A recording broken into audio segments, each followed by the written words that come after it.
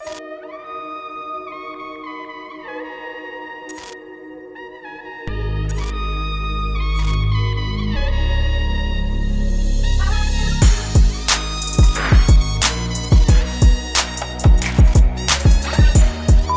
going on, y'all? It's your boy TMark Got Kicks.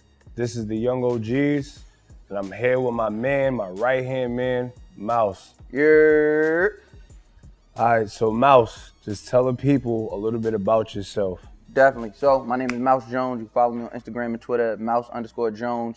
I'm the host, 1/3 of the Guys Next Door podcast. I'm the host of Quarantine Nightly, nightly news podcast. I've had a bunch of shows on BET, like He's a busy man. yeah, you know, I try. Most of my time, I'm chasing behind TMark, trying to be like him. That's what I do the most. Stop, man, stop. All right, so on Young OGs, we just want to have real discussions about sneakers, fashion, and what makes us Young OGs. Because I feel like, you know, we're not there, whereas like we've been in the game for 30 years, 20 years, but we in the middle, right? Because we're not new to this. So, you know, what's the definition of a young OG for you? I think a young OG kind of like exactly what you said. You know, almost like Fab said, young enough to know better, old enough to know better, young enough to not give. You know what I mean? So, I think it's people that's been in the game for a long time, like us. People who've been setting trends. People who've been the people who people think is in charge look at. But, you know, we haven't been in the industry for 30, 20 years where, you know, we still might have to answer to quote unquote gatekeepers, things of that nature. I think that's what a young OG but really I think also getting the stamp and the respect from the OGs. Getting the stamp makes you the young OG. Yeah. Like if you just somebody out here just wilding for respect. Saying, yo, you're the young OG. I don't hear now. But once the Clark Kent reaches out to us or a mayor knows who we are and shouts us out and things of that nature, that's when you really got to stamp as a young OG. 100%. So how do you see the sneaker game from when you first started to how it is now? Like what's the difference from then and now? What's the difference for you? 13-year-olds and bots. That's the biggest difference. Like, you know what I mean? When I first got into it, it was no bots. It wasn't no internet purchasing. You had to go to the local boutique. You had to go to the sneaker store. I tell people all the time, I remember cutting school in 11th grade to go get the last shots. Yeah. You know what I mean? Because for whatever reason, I remember, at least on a Friday. I remember leaving prep school going AWOL to go buy the 07 Aqua 8s. The 8s, right. Like, so, I remember going AWOL. But here's the thing. So do you think that's a good thing for, like, the younger generation? Whereas, like, now they starting to know the market, make money off of it, because we didn't have those ways to make money. It was like we was always going to your mom, your grandmother, or you was just going to everybody. Yo, can I get 20? Can I get 50? Yeah. Can I? So like now they kind of have like that control where they can make their own money at the age of 12, 13, because all it takes is getting a couple pairs and flipping it. Do you think, you know, they have more of a hustler mentality than us where, you know, the generation's just getting smarter? Like, what do you think? I think, so I'm 100% down for any young black boy or girl being in a position to make money at a very young age and not have to be in the street. 100%. So in that instance, yes. Is that what we're seeing? No. You know, we're seeing a lot of young white kids just use mommy and daddy's money to flip and then make it worse on other people that really love the sneaker. And so if I was seeing that, if I was seeing young black boys and girls, you know, getting a couple pair of 350s and then flipping them, and 100%. Now they got their own little sneaker business, I would love to see that. So I mean, there's two sides of it, but right now I don't really see the positivity in a whole bunch of kids, bots and a whole bunch of kids just running the market up on a sneaker that don't really mean nothing to them. Yeah, there's no connection for them where, you know, we didn't have stories where I didn't have stories where I didn't camped out for shoes. Like, I'm the proudest person. I'm not a person that's proud of it, but you know, that's how much I love sneakers. And I think it shows dedication, right? Yeah, and 100%. And then I met so many people doing it. Exactly. Like I met and built so many relationships just off sneakers. Right. So it's just like now, it's kind of like every man for themselves. It definitely is every man for himself and his crew. Like, he gonna look out for his crew. Maybe because I know so many crews that they bicker and fight because they want to be number one in line and not number two. I done seen that on social media where their friends that they came to the line with, they fighting on social media. So it's just like, I feel like in a sense it's crabs in the barrel. Like if I'm not on the top of the barrel, then I don't want to be in the barrel. And I think that's, you'll deal with that in anything. Like those type of personalities, it's not just mutually exclusive to sneakers. Yeah, 100%. Those type of people will be in contention over whatever. It just so happens that sneakers. But what I will say that I appreciate growing up in the 90s, as compared now, like you don't hear nobody dying in the streets over sneakers a lot. Like that was a thing at one point. People was dying. So I guess being able. So what was one of those shoes that growing up stood out to you? Like what was one of those shoes that just always stood out? Because for me, was the Royal Foam Posits. Okay. Yeah. Because it's either they were selling drugs, like the drug dealers had it, or you was just spoiled. Like your parents, maybe you had both parents in your life. $150 sneaker. Yeah. So Foam Posits for me stood out in the 90s because A, my foot wasn't big enough to have it, but B, I remember just the drug dealers or somebody that was spoiled that ended up having them. And now you see Foam Posits is like, you see little babies with them, you see little kids with them. So it's just like, that was a complete 180 for me because it's like, I didn't get foams when I was younger. Like, and the price only went up from then. So it's crazy to me. But what shoe stood out to you like in the 90s? That was like, yo. So for me, it was the off rip. It was the that was 90s. The Obsidian 15s, the white and blue 15s. Those stood out. That was a good shoe. I ain't never seen nothing like that before. Like it was all white. And then it had this checkerboard. It had that checkerboard. And then we go back to stories, right? I remember it was a time I want to say around 2010, like 09 to like 2012, right? People was going back to get older shoes. Yeah. Then when those shoes retro, they sit. They go to the outlets because these kids that's in the sneaker game now, that's coming up in the sneaker game, have no connection to it. And it's like Jordan 15s, like, no, those ain't hype. But you do a Travis Scott Jordan 15, it'd be a different outcome. Travis Scott Jordan 15, the internet will break. Yeah, so like, it's crazy when you see a Obsidian come out and it's like, that was like a grill back then, and now it's in the outlets. Or like if a Jordan 17 came out, I feel like it would be. I think they did. The copper. The coppers and the coppers sat. The coppers. I caught the coppers for retail at the for less than retail at the outlets. Yeah. You feel me? And I was like. But when those came out, then it was just like, it was insane. And I remember people going back trying to find 17s, the white and royal, the white and red, matter of fact, the all black. Stood out to me in the 90s that really like caught me and was like, okay, no matter what, I gotta get them. Was I remember watching Boy Meets World the first season, the 8s. Yeah. The 8s, he had those on the whole season, no matter what. And I was like, nah, I need those. Yeah. I need those. Yeah. And that's kind of was my entryway into it, like, oh nah, when I get to and then I think disappointment, right? That's something these kids don't deal with today. Like back then, because if you missed it, you missed it. Now it's like, let me just go on StockX. Yeah, now let me go on StockX. Let me go on.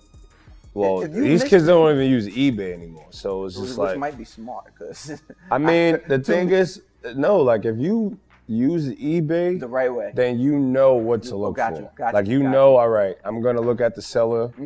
I'm gonna look at the feedback. If it's 100, he sold over 2,000. He's not gonna mess up his feedback. Exactly. So like, they don't get the aspect of that. But the reason I caught a dead stock pair of Obsidian 15s too. So that's what I'm saying. But even with eBay, it's like, you know, you get that communication through the seller and buyer. These apps, there's no communication. It's just, oh, these shoes are passed and they're on their way, or they're fake, and that's it. Here your money back. Or there's a defect, I might want the defect. Like, it might not be that bad. Well, that's one of the good thing about GOAT.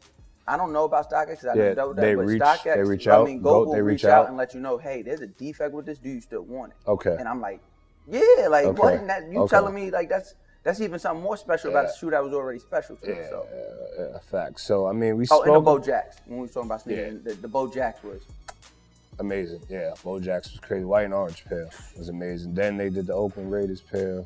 It was a beautiful time. Yeah, but so we definitely spoke about sneakers. Let's talk about fashion. Let's do it. Let's talk about fashion. So when you're looking for, I don't even want to say you look for an outfit. Mm-hmm. So when you're shopping, what is like things you look for? I'm looking for pieces, to be honest. I've never ever in my life went shopping for like something. I'm just outside. Like you see me, like I'll leave the gym. I might go, and my gym isn't so I'll go around. I might just walk around. Okay, I see something here. I see something here.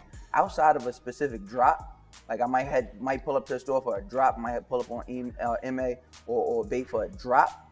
But I'm not. Very rarely am I looking for something. It's like whatever catches my eye, and then I start building based off of what's already in the closet. So it's like, all right, if I get these trousers for MA, I know I got 200 some odd pairs. You got to go with it. You know what I'm saying? So like for me, if I like it, then I just get it. Mm-hmm. But even if I don't have something in mind that goes with it, I end up finding something that because goes with it. Because you have something. When you have so many pieces, when you buy in pieces, you'll always have something to go with it. And I don't think that's what a lot of people understand. I think everybody's doing this mannequin shopping right now, and everybody's looking at whoever's wearing it, or looking at the mannequin, or looking at the lookbooks, and like, I gotta get this whole piece. No, like. So do you blame pretty much like entertainers? Because I feel like a lot of people look for entertainers, and it trickles down to.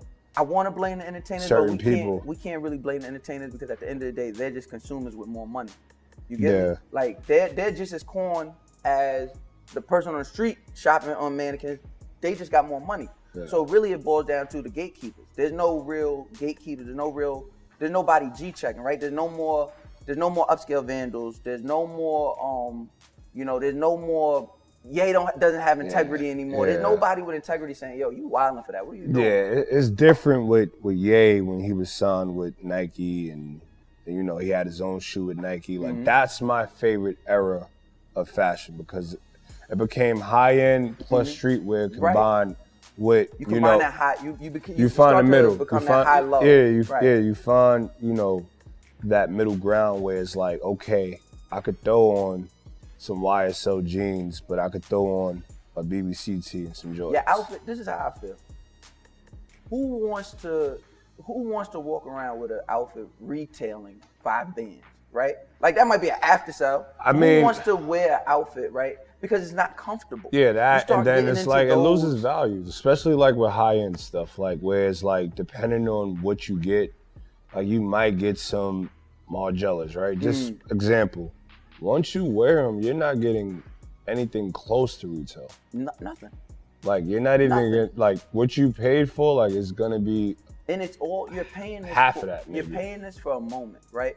I think the best part of streetwear, when done properly, is you don't know if you just take a picture of what I'm wearing right now, take a picture of what you're wearing right now, and ask somebody 10 years from now what year it is, they can't tell you. Yeah. Right? 100%. If I take a picture of these celebrities in these skin tight Amirs you know exactly what year it is. Yeah, that, and then it's just so many, it's trendy. So that was another thing I wanted to talk about, like, what do you think about brands like that that's trendy?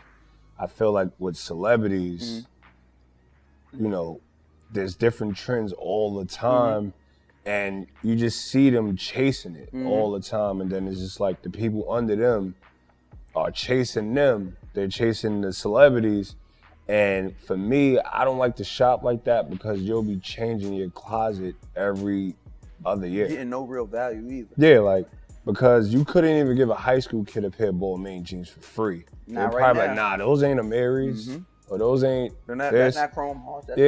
So it's just like trendy stuff, like, granted, if you could afford it and that's if you could afford to switch your closet every so often, that's cool. But I just feel like it shows in a lot of these people because I remember when sneakers wasn't a thing, like to celebrities. Celebrities wasn't messing with sneakers, like. But then you had the people that was always into it, like Ye, Don C, even Sean, Wale. You feel me? Like, we wouldn't even be here talking. So I could almost understand, like, you know, when Wale's frustrated when somebody, like now, like they money's up, they just buying everything and they're getting put to the forefront. Oh, he's one of the biggest sneakerheads, or he got the best sneaker collection in the rap game. And it's just like somebody like Fab that's been into sneakers like forever. So it's just like I feel like they don't get the, you know, they don't get their roses hair, especially when it comes to fashion and sneakers and stuff like that. I think we look for the wrong people to give us those roses, right? I think streetwear has always been, first of all, like I think people get it mixed up a lot. Streetwear is anything that we've been wearing in the street. So Fat Farm was streetwear. Sean John was streetwear. Rockaware was streetwear. Now we control what streetwear is, right? It's what we're wearing in the street, right? So now when you look at it, it's like, who are you looking to give that credit to? Because if you're looking for the people that supposed to get the credit, they're never gonna get it from the mainstream. Yeah, 100%. It's up to us, 100%. Right? It's up to us. And as long as we keeping our morals and our values intact, and as long as we're using our platforms to do stuff like this and to do it like we do on the lives, I think we'll be fine. I think everybody knows the real. I've never had to go nowhere. You know, I've been all around this country a few times. I've never ever had nobody be like, yo, you don't really, like, they know what time it is. Yeah, 100%. Because real recognize real. Exactly. So as long as we got that, I think that's the quality control we need within the community. Okay, so spoke about fashion. Here's something else that goes into fashion. How do you feel about the hat game right now? Mouse Jones and TMark have revolutionized the Yankee fit. Or not? I love it. But here's the thing. Like, I didn't do it saying like, yo, I'm going to do this, and the Yankee hat is never going to be the same. Like, I did it because I remember growing up getting a Yankee hat every other week. My stepdad is the craziest Yankee fan, and he would buy me and my brother a fitted every time he got paid. So I was doing it, was like, okay. You know, I stopped wearing hats because my barber's like, yo, you gonna keep wearing hats and your hairline? And I'm like, all right. I got nervous for a while. Every black man has that story. Yeah, so it's just it was like a year straight, I didn't wear so fitteds. It's like, all right, I'm not wearing fitteds. But then it's like, when I got back into it, it's just like, my goal was just to collect all 27 of the World Series hats. And I'm like, yo, I never seen that done. Yeah. And maybe it has been done, but I haven't seen it in the media. So I was like, okay. Then me finding out, oh, they got years that they lost? So I need the years that they lost. Then it's like, oh, they got anniversary patches? Oh yeah, I need that too. So then it just became like, all right, when I conquered that, it was more so like, how can I be creative? And, you know, I'm big on hip hop. You know, hip hop is a part of the culture. That's a fact. And I'm still living in that era where I want to only listen to Jay-Z and Pun and 50 and Wu-Tang and Big L and Nas. And like, I'm still in that era. Like, I can listen to some of the new music, but like, I just turn the radio off. I don't want to hear the radio because they playing the same thing. A lot of this stuff doesn't make sense to me. I be feeling like, you know, I'm dumb because I can't.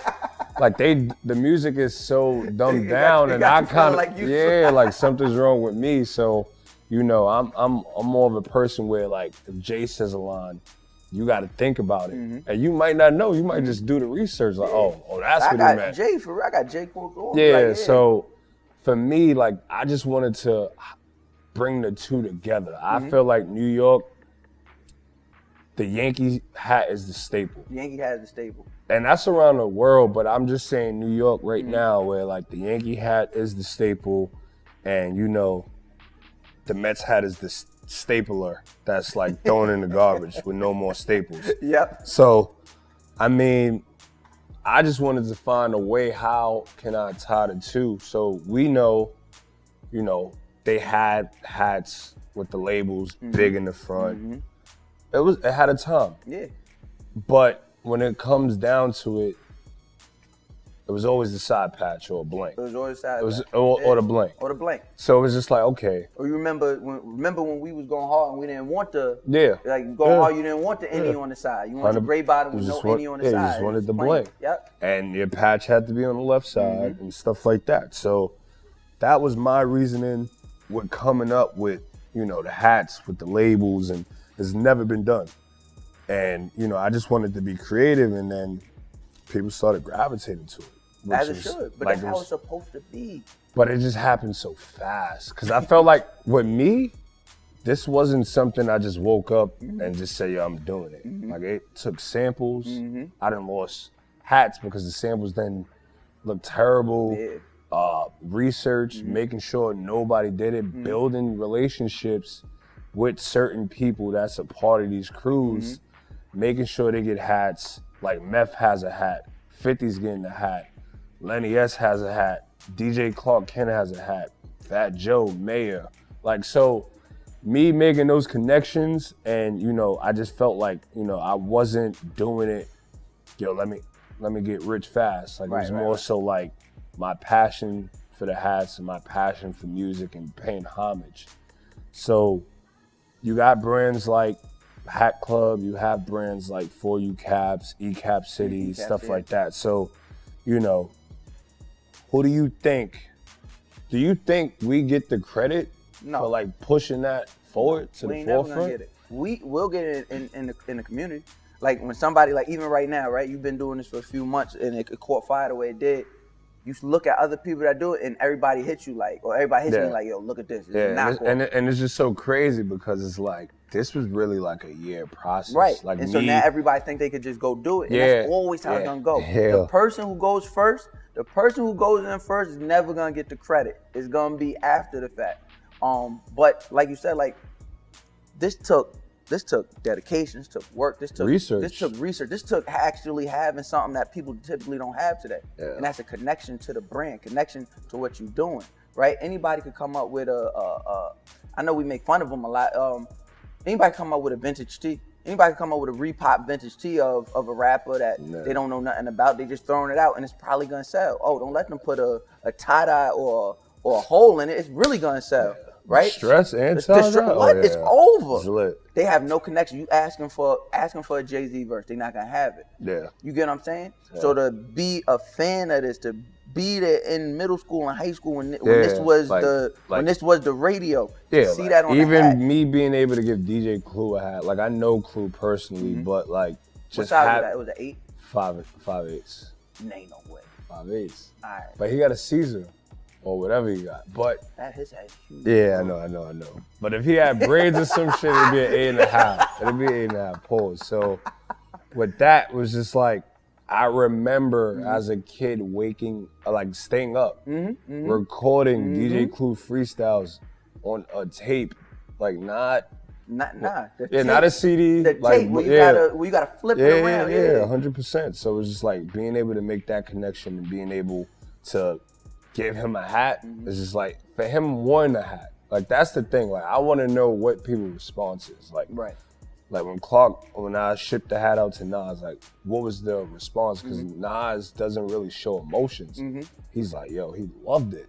Right. I'm like, yo, that's crazy. And that's something that'll live bigger than anything. Right? Yeah, 100%. Even when Fifth seen it, Fifth loved it, and when Meth seen it, and Joe seen it, and just so on and so forth. Like I just wanted to make the connections with, at least somebody in the camp. Like not, if it's not that. And this right there is flowers. Like we were talking about earlier. This is them getting their flowers. That somebody cares so much. It go past a Diamond album. I think this matters to them probably more, right? Being a part of an iconic hat that was legendary before them, and now they're a part of it forever. And that goes towards you and your dedication and your eye for this. It'll live longer than, we'll see. You know what I mean? Like, and I just feel like even with that, I wanted to create something timeless.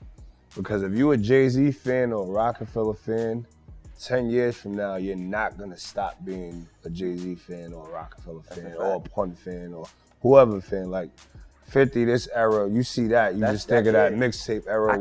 I hear the change on the floor. Exactly. So it's just like the Yankee hat is always going to be a staple. Even when if fitteds are not cool anymore, Yankee hats is always going to be cool. That's a fact. Like nobody's going to clown you for wearing a Yankee hat ever. That's a fact. And you know, if you're a fan of these, any artist or any crew, like you're not going to stop being a fan. And it's a conversation starter, right? Like you do stuff like that, you don't ever really got to worry about, you know, a lot of times, you know, they're just downright, you know, evil people in the world. But then there's just a lot of people who just don't have no way of communicating with nobody because of the time we live in. And, you know, everybody's so in the phone that if you in person, you don't really have that. Because I remember growing up, when I joined the military, I would, you know, I'd have to fly, whatever, and I'd be wearing whatever hat match my outfit. Yeah. And dudes would just be like, yo, you a White Sox fan? No, it just matched my outfit. That's a conversation now, right? Yeah, and so you just fast forwarded to now, somebody in 4 or 5 months when outside back open and they got the pun joint, yo, you a pun fan? Like, you know what I mean? Like, what was your, where you get it from? Boom, conversation, you know what I mean? So I think it's just anything that's promoting growth within the community, which this definitely is, I'm 100% with, and I think it should be, I think you deserve your flowers from obviously us in the community, but like just at large. Yeah. You know, there needs to be a variety article on you. There needs to be a Good Morning America interview, like, because this is what is pushing the culture forward. Yeah, 100%. Hats wouldn't be hats right 100%. Now. We laugh and joke about it all the time, but it's the truth. Hats wouldn't be hats right now if it wasn't for us. Like, before this hats wasn't what hats was. Yeah, 100%. You know what I mean? And the Yankee hat definitely ain't gonna be the same after this because of you. So, you know, kudos to you. My hat off to you on that. Appreciate that. You deserve that. Appreciate that. So, do you see the hat game dying down? Definitely. It's just not. I mean, there's only but so much you could do on a hat, and I think we're already starting to see that now. You know, shout out to Hat Club. They keep, you know, shout out to the innovators. But, you know, there's a lot of people just putting anything on a hat. On anything. Anything. And I feel like that's when I seen a Game Boy on a Yankee fitted the other day, and I wanted to burn my computer. I don't blame you. That's terrible. Why is there a Game Boy? I'm happy you didn't send that to me. Nah, I'm gonna send it to you. Nah, it's bad. Like, so, I mean, I really see the hat game slowing down, but it's so much more that we're not even tapping into. Whereas, like, being creative, like, you know, I talk to people from Hat Club and and a lot of people from other hat places, and you know, Hat Club is the people that put the pink bottom on the forefront. It sure did. Pink bottom Just. So I try to tell Just, like, yo, you got to be 2 steps ahead because you only have this exclusivity, like only for no, like, well, with them they gave them the pink bottoms for 6 months, and then after that. I'm saying it was open for it was only open for everybody for 6 months before somebody jumped to somebody's jacket. But then it's just like, what's next? Like, don't run pink into the ground. You gotta come up with something else. Which is why I was super happy when he hit the Icy Blues. Yeah. Right? Like the Icy Blues, I was like, oh, that's different. And then now that goes from just being a hat to being fashion, right? Yeah. When you start looking at how colors mesh together. Now it goes into fashion. Yeah, it becomes a part of the outfit. It becomes a part of the uniform. So, you know, hats right now is definitely at the forefront. Fitted hats is at the forefront because there's so many eras where the fitted was. Got like washed. Then it was the dad hats. Then it was Tisa hats and Snap. The dad hat is the worst hat. Yeah. I hate dad hats. Always have. Like, I just really hate them. I don't know who made that the thing. I don't. It's a thing. I don't want to see it. It's a thing. Then you had Don C hats. Then you had the Tisa hats. Then you have trucker hats. Then you have like there's so many hats. So it's just like now fitteds is kind of like going back in time and making fitteds like the forefront of the hats, because I'm almost for sure stores, like a lot of hat stores close. Yeah. And now it's crazy. It's just like how a lot of skate shops close. And now SB's is back in the forefront. And it's just like, you gotta be able to weather the storm. And to do that, you gotta have a team that's, like you said, that's thinking ahead of the curve. So, I mean, I feel like they need more people like us in that creative box. Yeah, because you gotta actually hire us. You can't just look at our Instagram and think, you know, that we don't get paid for that. You want these ideas, you gotta be willing to put some money behind those ideas. Yeah, because I remember just me doing my hats, I sat down with the buyer from Foot Action. That's never gonna happen if I don't do this. Right. But it's just like, okay, you're not gonna pick my brain and try to figure it out, because even then, Foot Action, right? Nobody's looking for fitteds for Foot Action. Nobody. But if we stamp it, it's a different ballgame. The minute we stamp on like Instagram with the fitted and they say Foot Action, exactly, the numbers is dead. But then what do we have, right? Exactly. We got the chance to say, yo, we took it. Nah, it's bigger than that now. We grown, we got kids to feed, we got mouths to feed. We got more clothes and more hats to buy. So, they gotta do right. That's the thing. So it's just like, I feel like they need to get more of us, like people of color, people of the culture. It's not only people of color, but just in general, people that's a part of the culture in those type of roles, because we are the culture. They look for us. Like Hat Club and all of these brands, they look for us to be influencers, because we are influencers. And now they just gotta do right and pay us for it. Yeah. You know what I mean? That shit don't come for free. Appreciate it, man. Yeah, but thank you. Of course. Appreciate your time, bro. Like, this means a lot to me being able to reach out to you. Of course. And no problem, like you was here. So I appreciate that. The mouse, TMark hat will be coming soon. That's gonna be a problem. Yeah, first to hear it, so. It's gonna be a problem. Definitely, but thank you, bro. Of course, you already know that. All right, you guys, that was Young OGs. I need you guys to like, comment, and subscribe at Debate the Hype. It's your boy TMark. Stay tuned for the next episode.